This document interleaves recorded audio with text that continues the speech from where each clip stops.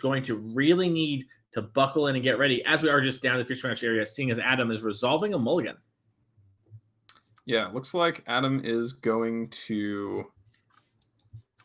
6 here, kind of deciding on that last card to keep, and looks like Yuchen kept 7. Not sure who's on the play. We're going to find out. You know, it's funny talking about the champs. Oh, we'll get to that later.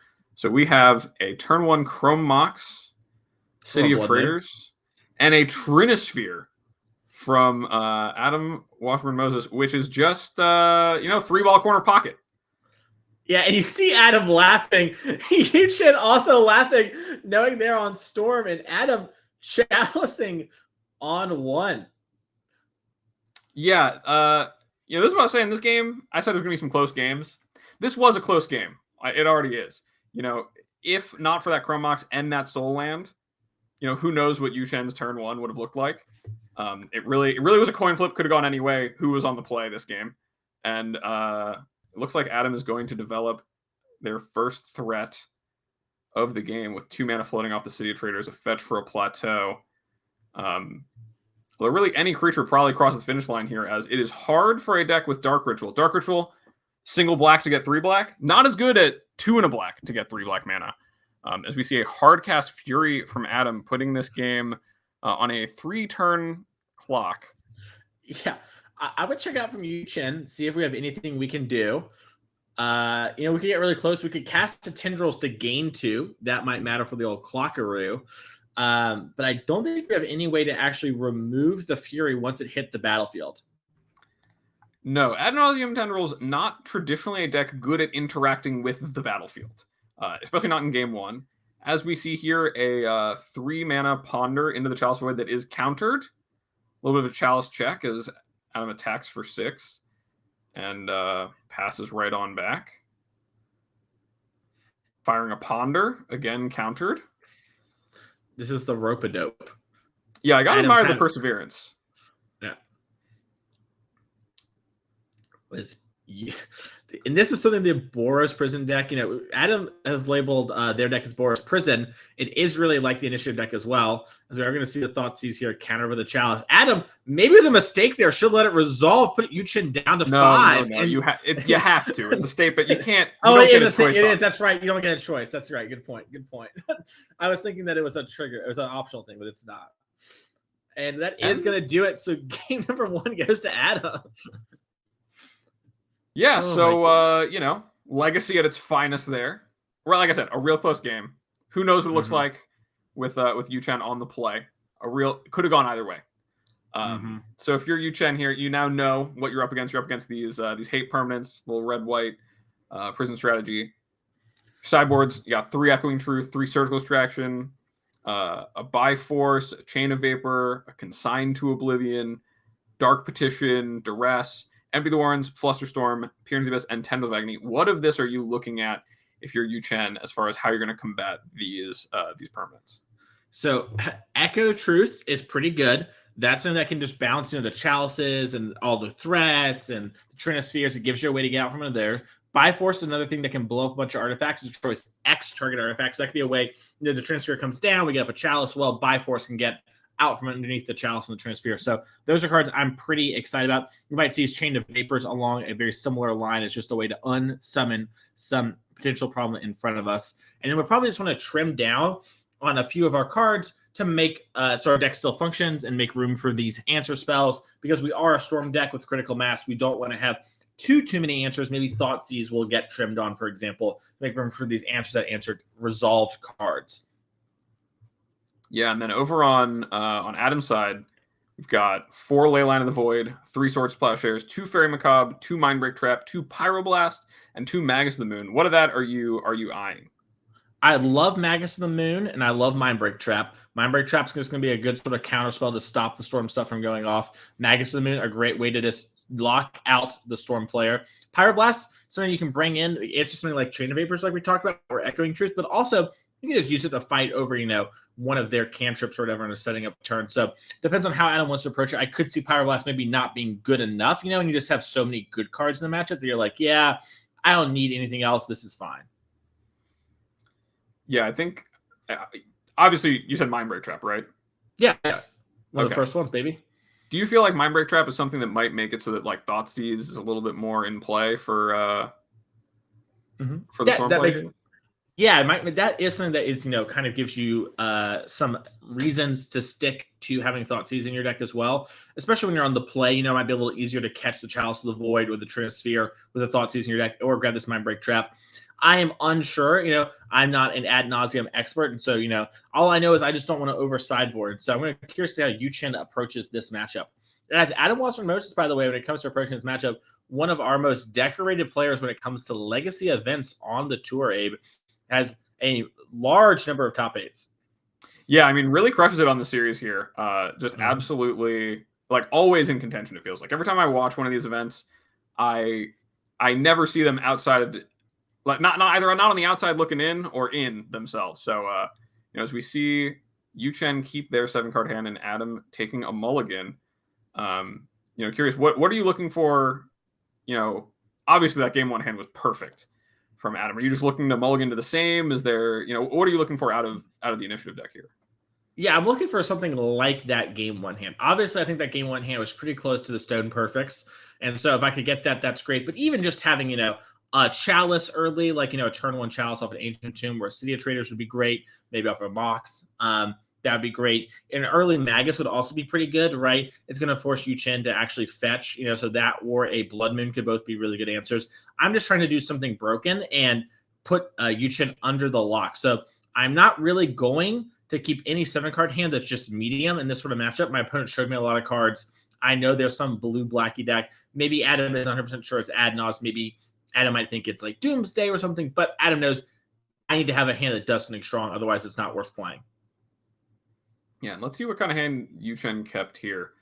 Fetching the basic swamp, definitely respectful of Blood Moon. And leading on a Thoughtseize. So, wow, Abe, you had the script leaked here. The Mindbreak Trap in hand that we talked about. Yeah, looks like Adam's hand is Mindbreak Trap, 2 Chrome Mox, a Fable Mirror Breaker, and a Forth Eorlingas. Forth Eorlingas. Eorlingas. That's how Jarvis, I think, said it earlier today, and I'm just trusting Jarvis. I also trust Jarvis. He knows what he's talking about. So what do you think about taking here? It obviously depends on your hand a bit as the Storm player, but it feels like the potent thing is the Fourth. Yeah, the Fourth is a good way to get the Monarch and sort of start redrawing your hand out of this, right? Because Adam can go like Chrome Mox, and then sort of cast that card. Although, Chrome Mox into Lotus Petal and cast that card. I think it's either probably that or the Mindbreak Trap. But since we have Duress in hand, I don't hate, just going after this Chrome and just sort of trying to trap Adam on mana here. Yeah, and that's what Yuchen does. And let's see what Adam's going to do. We've got the Lotus Petal, the Chrome Mox. We're actually going to make a red-white source rather than have the Fourth and pass it right back to Yuchen, who honestly has got to be feeling pretty good about being able to cast spells for 1-0 mana, have them not be countered. Yeah, being able to cast spells is pretty exciting. As Yuchen does have Ad Nauseam and Duress in hand. Yeah, and that Duress, seeing that Duress in hand makes sense why, maybe you might, as a Storm deck, right? Mindbreak Trap is the anti-Storm card. You're casting more than 3 spells, I'm countering everything I want to on the stack for 0 mana. But that Duress means that Mindbreak Trap is neutralized already. So, Yuchen really at liberty to be sculpting their hand as they're casting a Brainstorm here. If you're Adam, what is it that you're going to try to get to here is, okay, we have an initiative creature, but no Mindbreak Trap anymore. Yeah. And Adam's got an Arid Mesa. Going to cast this Fable the Mirror Breaker. Pioneer stuff happening here. Yeah, Fable the Mirror Breaker. This is sort of the spot, we saw very quickly Fable the Mirror Breaker sort of actually make waves in Legacy at first because players were doing stuff like this with the initiative decks. Then, we sort of saw it enter Pioneer and Modern and Standard. And just turns out to be such a great card when you have pieces in your deck like this deck does that sort of fall off at certain points in the game and maybe become redundant. And also just, being 2 threats in one body. Yeah, it looks like Yuchen is thinking about where this turn is going to go for them. They've got some Lion's Eye Diamonds, a Ponder, this Ad Nauseam. And walk me through what the options really are. What you'd be thinking about as the Ad Nauseam player in terms of what this Fable means. So this Fable to me means that Adam's going to actually get to cast the spells and make sure that Adam gets some more relooks at things that matter. So Adam currently has the initiative enabler in hand with his Dungeoneer, but isn't able to actually apply any sort of lockout stuff. So if I'm Yuchen, I'm thinking, okay, I maybe have like a turn before any sort of real lockout cards come. I wanted to set up for that, and if I can find some answer to a Trinisphere or a Chalice of Void, that would be great. But the Goblin really is just representing a way to consistently start casting our spells more than anything and applying some minimal pressure, which can end up matting with Ad Nauseam as sort of the main way to find all of our material. Yeah, and Yuchen shuffling off a Ponder, not liking what he's seeing there. Thinking about this turn a bit as far as where he wants to go. Yeah, it's possible we have some Dark Rituals into some action here. Looks like we're doing a little bit of thinking like the mana count. Yeah. Yeah. It looks like Yuchen's going to wait a turn. Once that extra mana is going to give Adam that chance. Adam might be seeing Yuchen think about this and discard more cards than you might normally, just trying to find something like Chalice here. Adam knows, all right, why would Yuchen be thinking and tapping there, where there might be something like Dark Ritual, Lion's Eye Diamond in hand. If I can find an answer to that, I'm going to be in a great spot. As you do see Adam here really stressing over, what exactly am I supposed to discard? Can I give up this Adventurer? Yeah, and looking at Adam's deck list, there actually is only the one Trinisphere. That Trinisphere from game one was the one of. And so, if there's a lot of cards like that, which very clearly lock up Yuchen's mana, maybe it's worth every time discarding. But, that threat in the initiative creature, that really, makes this game over in, two, maybe 3 turns between that and the Fable. So choosing to discard both, attacking, getting that treasure, playing an Ancient Tomb, and passing back, not able to add any additional, interference for Yuchen's turn here. Yuchen's going to cast Infernal Tutor with cards in hand. So he's going to have to reveal a card and search for a copy of that card, getting a Lion's Eye Diamond. So really still in the setup phase here. Here is Yuchen. And what does that make you feel as Adam? I have a sigh of relief. I discarded both of these cards in my hand last turn, lost my Dungeoneer in order to sort of give an initiative in order to find more hate cards. Now I'm giving another chance to find hate cards and just need any sort of lockout piece. And now, as Adam, you also know Chalice on 0, very impactful.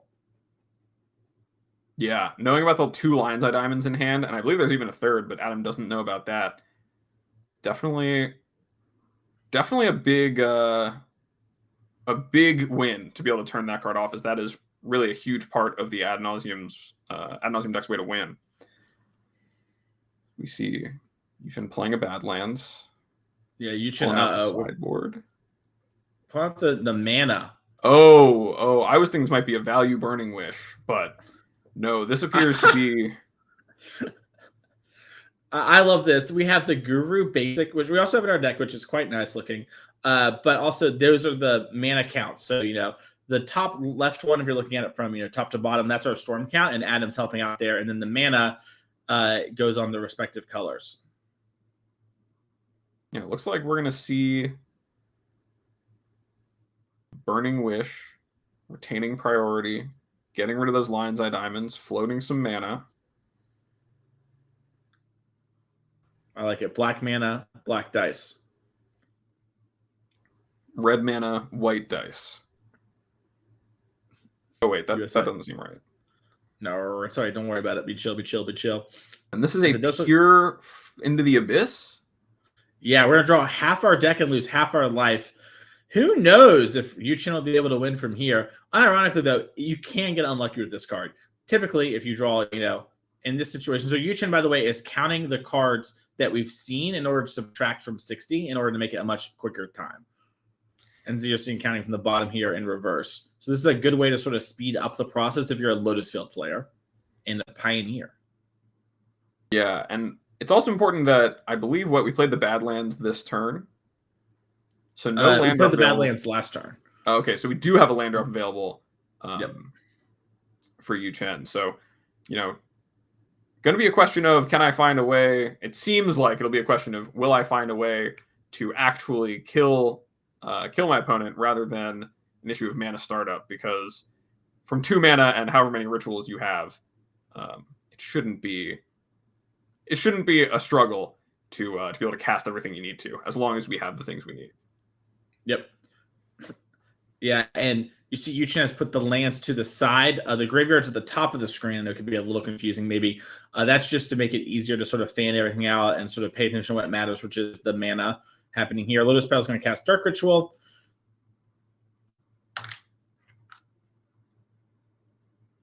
And it looks like Dark Ritual again. What are you hoping for out of this from Adam's side? I'm hoping there are no tendrils and no ways to draw or find tendrils. I'm hoping it's all mana generation. And that's it. Duress is the play. Yep, making sure there's no Mindbreak Trap in hand for Adam. Duress again, put us up to the storm count. Now we just, need to find old tendrils. And boom. And that's lethal. Yep. Yeah. So game number 2 there, very different for Yuchen. Actually, I'm going to cast our spells, Abe, and apply some amount of, pushback against Adam and not allow him just to run away with the game. Yeah, I really saw that discard not only being a way to, suss out that Mindbreak Trap, be able to take that later, but also keeping Adam from having those explosive starts just by taking a Chrome Mox or a Lotus Petal. Could be a big thing here, as that deck really does need that mana early to get its prison locks ahead before the Ad Nauseam deck can combo off. Yeah, it was a big learning moment for me. I kind of mentioned maybe we're going to trim some of the Thought Seizes, something like that. I thought that might be a spot where we make room for it, but it looks like we cut other cards for him to make sense. And after seeing it play out, it does make a lot of sense with the explosive starts Adam is trying to get, especially when you're on the play as the Storm deck. Just want to make sure that we prevent those things from happening and just sort of break up their draw a little bit. And that makes total sense, especially after seeing it play out a little bit more. Yeah, it could also be something where we see Yuchen go back to the sideboard being on the draw, where on the play, you're able to take those turn 1 chalices before they come down, but discard spell once the chalice is already out. Not quite as good, is it, Mason? Not quite what we're about. And that's you're throwing a little chalice check action for that to work. But it does look like our players have finished shuffling up and are drawing their 7-card hand. So let's get down to the match and see what's going on. Yeah, and so we're going to see Adam on the play here. Looks like they're thinking about the hand. An eyebrow raise at the 7. Got some big things going on. Looks like Adam's pawning up in the sky, thinking about what might work with a nice watch on. And it looks like that's a keep from both players. Adam with a Chalice on 0 and Arid Mesa and passing the turn. That Yuchen is free to open on a Ponder. Really interesting to see the turn 1 Chalice on 0. Don't you think, Mason? Yeah, it's very interesting. Adam may be worried about something going off. Might also be a sign that there's a second Chalice in hand, or maybe something like we're going to see City of Traitors, Ancient Tomb into one of Trinisphere or one of the Magus of the Moon, Blood Moon effects. It might just be a situation where it's like, okay, I want to make sure that you don't have access to any colored mana or turn 1 shenanigans. I think I have you locked up after that. Yeah, and we see Yuchen shuffling on that Ponder. A Chrome Mox that countered by the Chalice. Countered by this Chalice. Yeah, we need to get the judge involved. We cannot do that here. Yeah. Unfortunately. Looks like... Yeah, well, we're going to get our judge involved. I'm sure our producer, Sam, is on it. He's a reliable young lad. Looks like... Oh, there we go. The judge has gone there. So we're going to get a judge involved real quick. I think what's going to happen is Adam's probably going to get his Chrome Mox countered, and we're probably going to rewind. Yeah, we're going to do a little counter target spell, untap up to 4 lands, and have a conversation with the judge about what we're doing. Again, it's an easy thing. We were thinking about playing the Chalice. It's easy to be like, I'm shutting down my opponent. Mm-hmm. Right? And yeah, I'm sure we're going to be able to figure this one out. Yeah, it looks like what's happening here is the judge is saying, hey, what did the turn look like? How did this go? Obviously, when I ask questions, make sure everything going on. It's probably a situation where the Chrome Mox does enter would be my guess, although the judge will give us the final answer. There is some of that, the rules have changed a little bit when it comes to rewind and fixing things. We are going to take a second just to figure out exactly what the correct fix is here. Information can be gained, etc. Although I think this was just an example of Adam being like, ooh, I drew this Chrome Mox, now I can play this Adventurer instead of something different. Yeah, I mean, stuff happens all the time. And I'm sure they'll figure it out. But so let's pretend, Adam here probably has something else in hand. Although this might be a situation where Adam is just going to be in a little bit of like down material for the rest of the game. What else can Adam have in hand? The only thing I can think of, Abe, is some sort of those powerful 3-mana plays, right? Something where you can use the City of Traitors, etc., to work from there. Yeah. I mean, obviously, Yuchen has the island here, able to cast the Ponder, going to be safe from a Blood Moon as far as being able to cast things like Echoing Truth, Chain of Vapor, really protecting their board and protecting their ability to cast those spells, getting through that Chalice. But it's going to be a question of, does Adam even have a 4th mana source to be able to cast their threat in the upcoming turns? Do they have that second Chalice that after they played the first one? Did this draw change their plans? There's a lot of ways this game can go, and this is really kind of the wonder of these matches. When I said at the beginning, it's going to be close. And we're just going to come back to the booth here real quick. Sorry, keep going, Abe. Yeah, just saying that it's going to be real close because you get into these spots where it's one player, putting just enough barriers up to have their creatures cross the finish line, while the other deck is trying to find the right mix of spells, mana, answers to those things, in order to really work through it. So it's going to be an interesting one, no matter where we end up. Yeah, so it'll be exciting when we get back to it. Yeah, for sure. And we have some more exciting feature matches happen. We have a backup match after this, which I'm sure we will get at least a little bit of action of, given how fast our game 1 was in this match here, despite this quick little judge call. We have a little backup screen, so we're going to let you know when the players are back to playing. Don't worry about that. But yeah, we've been watching a lot of exciting decks. What has been sort of the deck you've liked the most so far in this post-Lord of the Rings meta, Abe, for Legacy? This doesn't have to be the best deck, but the thing that maybe caught your eye after doing some commentary here in the NRG series today. I mean, there was something about Sam Black's colorless deck that really spoke to me. There's something about just rolling cards off the top of your library, making like 1 billion mana out of Voltaic keys that really just seems like a good time, and also gets to take advantage of the One Ring.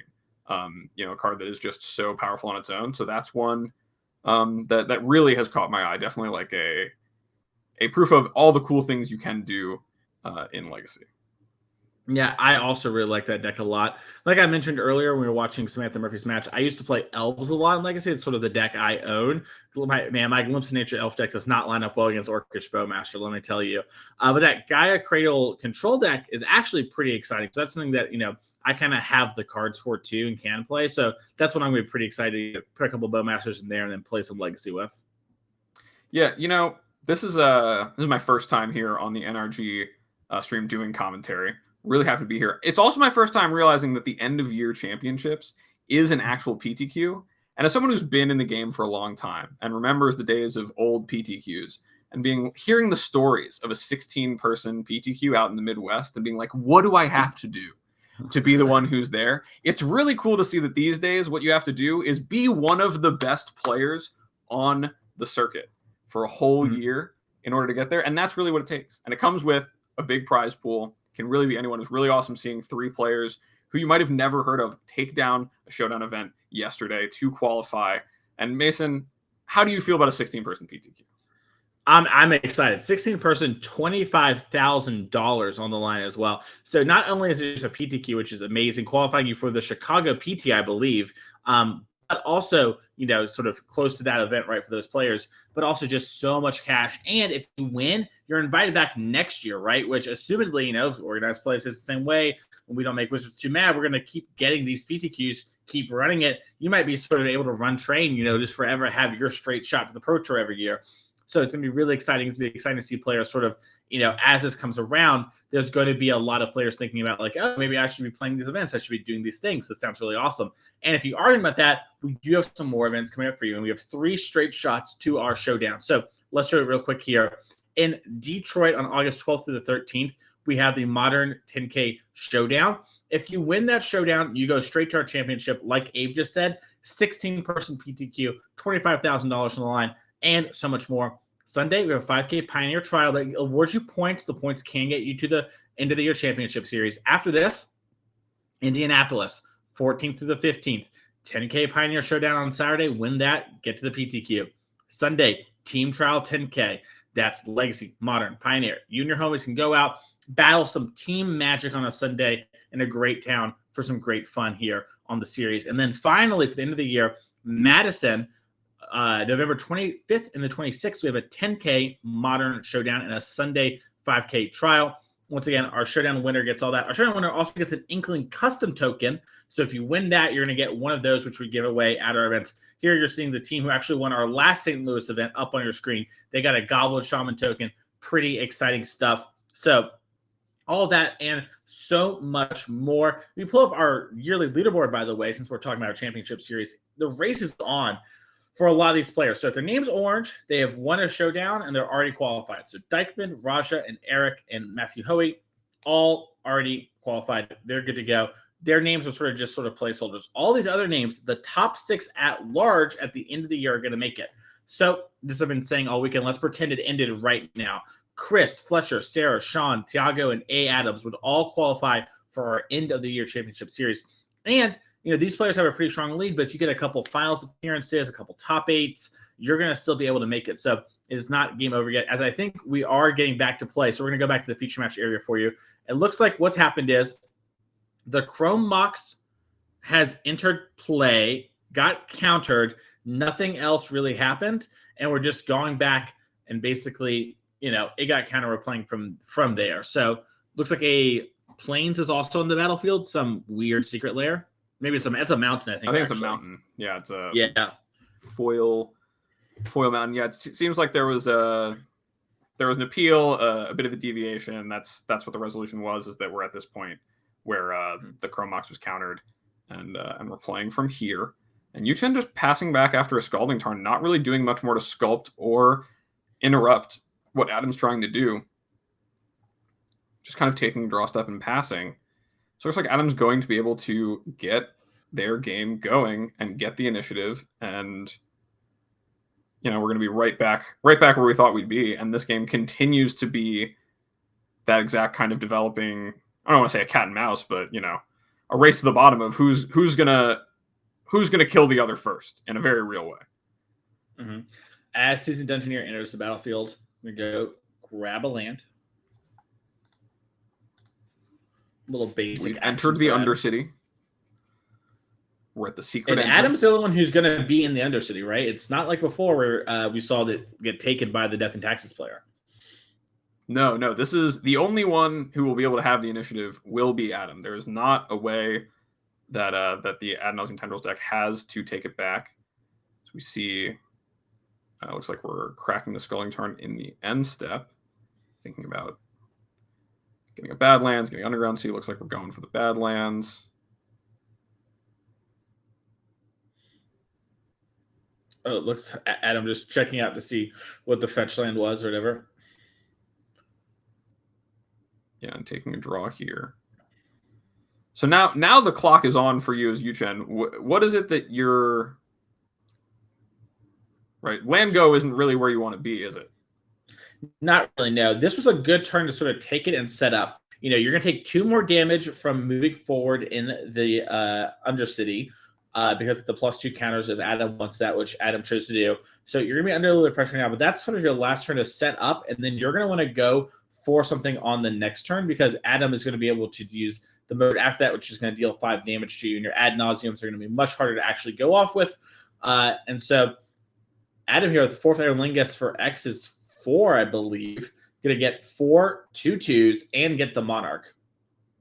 That X equals 4 or X equals 2? Oh, the second city and the Ancient Tomb. I missed it. Yeah, so that's a lot of 2/2s. I mean, this is... Yeah.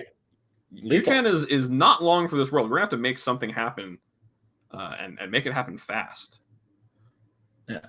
Yeah, as these do have haste, and we talked about before, it was sort of awkward where and these are knights, which trigger the Seasoned Dungeoneer.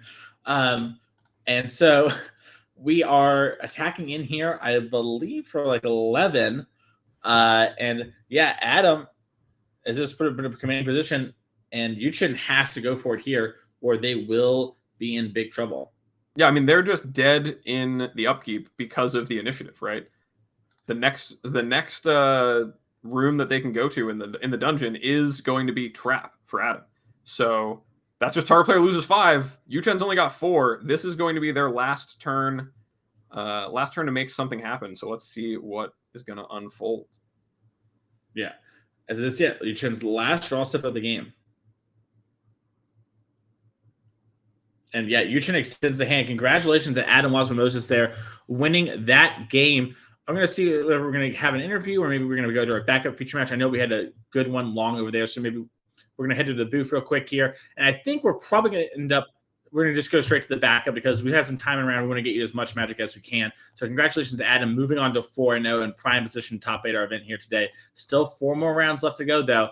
Let's get down to straight to the backup match, and so we can show the players here. Let's just throw it on screen. I believe we're going to have Sultai Control versus Boros Initiative. So very similar to the deck we just saw Adam Wasburn-Moses playing on your left once again. Some slight changes here. You know, we have things like Comet Stellar Pup, and then Sultai Control, Abe. This deck is pretty spicy. Yeah, this Sultai Control deck, it is one of the weirdest control decks I've ever looked at. We've got Grief, we've got Reanimate, we've got kind of like a scam thing going on there. We got Ponder, Thoughtseize, Uro. Like the combination of Grief and Uro in the same deck feels so not wrong. Wrong is not the right. It feels so decadent. You know, you're really experiencing a lot of the possibilities in the format as we see a turn 1 Grief here against Fletcher on the Boros Initiative deck. Yep, and we're seeing this Grief here sort of line up here. Solitude, Arcana Mirror, Chaos Adventurer, a Mox and a Lotus Petal. Might see a situation where the Chrome Mox goes just to sort of prevent too much mana. We might also just see the Adventurer go and be like, yeah, I think I can fight through this Archon of Emeria. Yeah, I mean, Turner's got a lot of options here. You know, I think their hand looked like it had 2 copies of Force of Will, so they're going to be able to counter the first thing that comes down that they're worried about. Looks like they're worried about the Solitude. They could also have a Reanimate. Yep, exactly. Reanimate for the Grief. So what are you taking on this second time around? You took the Solitude first. Does that change how you're attacking this hand? Yeah, I think it's going through the Chaos and just leaving the Archon of Emeria because, you know, it doesn't probably super matter too much. Like, your deck does have like a lot of different game plans it can play, but playing a 1 spell a turn game plan is not the end of the world for you, especially with these 3 Force of Will. So the Archon comes down, your opponent can never really, you know, go over the top of you or trick you because you just always have these forces up. Yeah, it's going to be interesting to see how Fletcher approaches this. It looks like he picked up a second copy of Archon of Emeria. You know, is this just like Sultai scam? It kind of is. It's like Sultai. It's like they're like, we need more Force of Wills, so we're gonna play Griefs, and they make it all happen. You got Bowmasters, you got Grief, you got Baleful Strix. There's a lot to like that's going on here as we see the Chrome Mox and the City casting an Archon of Emeria here. You know that Turner wasn't too worried about the card because he could have taken it twice, didn't read it, and then was like, all right, what does it do when that's hit the battlefield? I know I could have got it, but... we are worried enough to get rid of it. Yep. So, leaving us with just a Force of Will in hand, which is a good place to be. We've got our... Now we're kind of the Delver deck, right? We've got our Force of Will. We got our 3-2 you can't block. We got a land. We got vibes. Yep.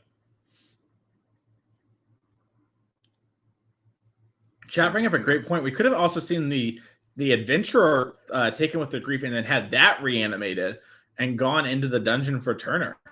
Oh, who's the initiative deck now is always a good question to be asking.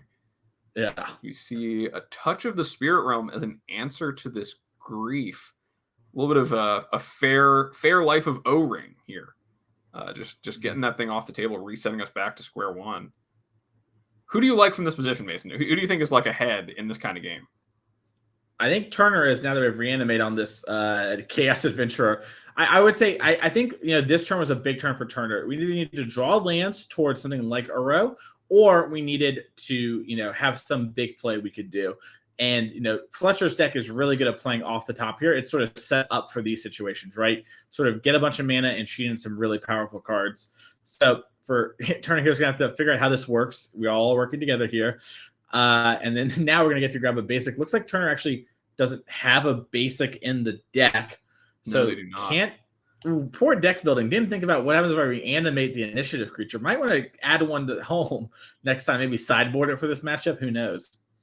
I mean, the more you play a kind of, let's say, unexplored archetype like Sultai Scam, the more you learn, and I'm sure this is a real learning experience for Turner as we decide where we're going for our next dungeon. We are forging. We're going to get 2 counters on this, and we're really just going to try to end the game quickly here. Yep. Excuse me there. Turner does find the land for turn, and it can attack for 6 here, I believe. Oh, it actually might be 7. What's the other line of text on the Caves of Chaos Adventurer? When it attacks you, exile the top card of your library. If you have completed the dungeon, you may play that card. Otherwise, without paying mana. Otherwise, you may play that card this turn. Yeah, so you can cast the card this turn. Wow, so losing some value on playing that fetch land first. Yeah. But, learning as we go. The initiative is something that not even the most experienced players understand. Yeah, it is a very confusing mechanic, and whenever you add a new element to an already complicated format and deck like this, it's going to lead to some small oopsie poopsies. And, Fletcher's also just going to die and concede here because can't really come back from that. So Turner winning that game. Let's check out the sideboards and see what we have going on there. Yeah, so from Fletcher, we've got 4 Swords Plowshares, 3 Faerie Macabre, 2 Containment Priest, 2 Loran, 2 Magus of the Moon, an Emrakul, and a Solitude. What of that do you like after getting a little bit of scammed in game 1? After I got scammed and my opponent used the initiative and didn't search a basic, I'm slamming the Blood Moons. The Magus of the Moons are going in my deck. My opponent has no way to play from underneath them. After that, Containment Priest could be something that is a little bit tempting, but I'm unsure. I know that I'm much more interested in Swords of the Plowshares. I think this is the thing we can use to, sort of exile the grief. Now, if you're Fletcher, you don't know your opponent actually has Uro and things like that. Those weren't shown last game, but we know that, Turner has things like Uro's Titan Nature Wrath and decking a lot more creatures. So it's going to be really hard to sort of sideboard here from the Boros initiative side because you're not actually really sure what's going on unless maybe you've seen this deck before where saw Turner playing earlier in the day. Yeah, and looking over at Turner's sideboard, we've got access to 2 Surgical Extraction, 2 Collector Oof, 2 Pernicious Deed, a favorite of mine, 2 Force Negation, a Hydroblast, a Blue Elemental Blast, a Life from the Loam, a Turok, a Shoulder's Edict, a Terra Sunder, and a Jace the Mind Sculptor. Still out here kicking it. What do you like here in the initiative matchup from them? So I think Shoulder's Edict is one that I'm pretty okay with having. This is just, a way to kill one of these cheat out early creatures. As we've seen with this initiative deck multiple times today, you use a lot of cards to play a threat early and hope that early threat sort of goes the distance and, is too much to be overwhelmed by or overwhelms them. Terra Sunder is a card that if I think my opponent, might have Chalices or other cards that might lock me off, I might want to Terra Sunder. And then for a bunch of mana, it can answer one of these big creatures. But those are the 2 cards I am most excited about. Pernicious Deed is a fine card. Sometimes it might be a little mana expensive to actually answer the creatures our opponent's playing out of the Boros Initiative deck. So not super in love with that particular card. But outside of that, I don't think there's much else I'm particularly interested in. Like a pro-white Turok? It's fine. I thought about that one. You could maybe play that over something like your Witherbloom command that maybe doesn't have that many great targets or whatever, and just have it as a chump blocker. You're definitely not going to be kicking it most of the time. Even if you do, their hand is empty. So against half their creatures again, it's good. The other half, it's bad. So, if you want some minor upgrades, that's a good card to get. But I think our players are ready for game number 2. They have played. We're coming into the middle of the action here, talking a little bit too much about Turok, as Turner has, wastelanded a Plateau and is resolving a Ponder. Meanwhile, Fletcher has had their Plateau wastelanded and has an Ancient Tomb And not anything else happening just yet. We see Turner keep the Ponder. Oh, Fletcher brought in the Faerie Macabre, maybe thinking this is like a reanimate type deck, like more in on that than it seemed. Because I guess when you look at Turner's deck, it did kind of just look like blue-black reanimator, didn't it? Yeah, I mean, they cast 2 copies of Reanimate. You got Griefed. They had Forceful, Pitch Forceful, and that's really all you saw. So yeah, makes a ton of sense there from Fletcher. Yeah, I mean, I would probably be doing the same thing, honestly. I might even have the Leylines, personally, as we see a Cavern and Ancient Tomb casting an Archon, can't be countered. Now going to slow the pace of this game down. You know, some tapped lands, some one spell a turn, some honest 1/1 magic. And Turner with a tapped Misty Rainforest, passing it right back to Fletcher, who is going to be able to come across for 2 and continue to develop. Mason, what's your plan if you're Turner here? You feel looks like you're a little bit behind. Yeah, if you're Turner, I'm really wanting to spend this time hoping there's not many big plays that come down from Fletcher's side. And I just want to develop my mana and get to cards like Uro, Titans of Nature Wrath, Baleful Strix, these things that can start stabilizing the battlefield and make it so Fletcher's deck doesn't quite work the way he wants to. You're seeing Turner here has 2 Force of Wills in hand. So we have a lot of different things. And we even had the Shieldrick's Edict to answer this Archon of Emeria. So we just need to sort of keep playing and developing. With no basics in our deck, we're not going to have any mana to cast our Shieldrick's Edict this turn. So we just need to hope that, there's no more pressure and we counter any sort of big spell. Yeah, and Fletcher coming across for 2 again. Good look on the fact that, the fetch land not being able to get an untapped mana, meaning that Turner's effectively been, time stretched? This thing 2 whole turns of doing nothing, compared to Fletcher having the time to continue to develop their board. We see the Misty Rainforest getting cracked here. Yeah, and this is the thing you'll see a lot of these Archon of Emeria decks is they are, typically really good at getting in play and then, playing the Archon after they sort of get a big creature and they sort of clock you, right? And imagine if we had even another Archon or just a Fable the Mirror Breaker or some more pressure, this would be a lot scarier for Turner. But without that extra pressure, this Archon isn't really that big a deal for non-combo decks, right? If you're a Storm deck, this is a huge problem. But this deck sort of, which is this line between control and scamminess here, it's got a lot of different things going on. And yeah, we're going to see Collector Oof here from Turner, just trying to turn off some of Fletcher's mana. Yeah, I mean, Fletcher spent their whole turn, last turn, playing that Chrome Mox. They only get 1 spell. So turning that off, that Collector Roof is basically kicks Turok, right? Mm-hmm. As we see Fletcher continue to apply that pressure with the Archon. It looks like they've got another copy of Forth. I'm not even going to try anymore. Forth Eorlingas. Yeah, Forth Eorlingas.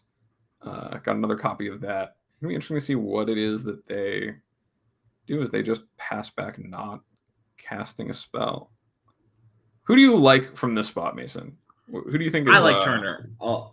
Turner's spot looks real good to me. Basically, Fletcher has not much going on. I have Forces and Shieldrick's Edicts and Reanimates. I'm down a little bit in life, but my deck has just some crazy top decks from this spot that just put me way over the top. So, if I can draw Uro or Baleful Strix or, heck, even just a normal Grief here in 2 turns and I get the mana for it, I'm down to have those sort of things. I'm going to feel like I'm in a prime position.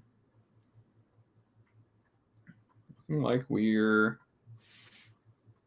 going to cast that Edict and take rules out of the game. We're going to be able to cast as many spells as we want again, as well as have our lands come into play untapped. Turner's thinking here with 2 mana. And just coming across for 2 on his own. A little bit of the anemic magic you come to love in Legacy. Mm-hmm. Yeah, everyone, we had our oops all spells win on camera. We've actually had a nice wide variety of different types of decks here. But as we talked about earlier, and look at this. This is how you know this card was not that big a deal for Turner, right? We're reanimating it. We're putting it back into play. We feel fine playing these 1 spell a turn games. Yeah, and Turner actually, like you said, leveraging the fact he's got that Force of Will. Now the clock is well in his favor, having the only 2 creatures in play. Fletcher's not able to do anything, and even or that Chrome Mox shut down, no sources of colored mana outside of that Cavern of Souls, which is really restricted to just being able to cast another Archon. Yep. So we see Fletcher drop to 12 here, and a Jace the Mind Sculptor cast by Turner. From Fletcher's side here, what is it you're looking for to try to get this game back into a place where you can do something with it? Does Fletcher have Fury in this one? Some of our players have had it, others have not. It looks like we don't have any Furies in our deck. That would be the card that first jumps out to me. If not, I'm thinking we need to get just one of the initiative cards. We're going to lose it for a second. We could also Forth Eorlingas if we can get to the mana, which is going to take a little bit of time. We have to answer this Collector Oof first. It looks like we are going to Solitude Pitching Swords of Plowshares because we are missing colored mana, and we're going to force back. Yeah, we needed something like this to resolve. That way we could get rid of the Collector Oof and cast them like Forth Eorlingas, get a bunch of bodies, attack Jace down, and sort of start taking over the game. But these Archon of Myriad cards, when you pull ahead against a deck with Counterspell, they are so, so powerful. Yeah, one spell a turn is a tough spot to be in when that one spell from your opponent can just be Counterspell, right? You can't get any further, as we see Turner fetching again to shuffle away the cards they brainstormed off the Jace. I believe this was in the upkeep.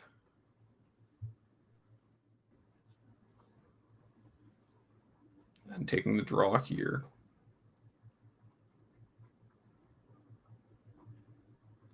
And just brainstorming again. Turner sort of taking over this game and showing, why these fair piles are so good in Legacy. It feels like a thing that wouldn't be the case. You would think, oh, we're in a Grizzle Brand format, and we have Oops All Spells and these Storm decks. And we've seen for the most part, they actually just can't keep up with the fair interaction as much as you might think. They're not bad decks, and they totally win tournaments.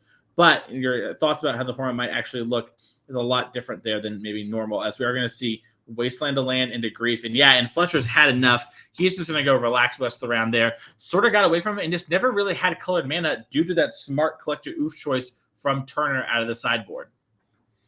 Yeah, and Turner also, with that early Wasteland attacking that Plateau, that colored source of mana, after seeing what looked like just a Plateau and pass, really, really heads up decision to say, if you're playing Plateau and passing, I know your hand's got to be doing something strong next turn, so I need to deny you this turn. And as we saw, a bunch of spells just couldn't be cast by Boros Initiative there. 100%. Well, we are going to take a quick little break. This time in the round has been called already, so those players should be ready in a second. So click that follow button, that way you don't miss anything, and we'll be back in about 5 minutes with some more Magic action for you here.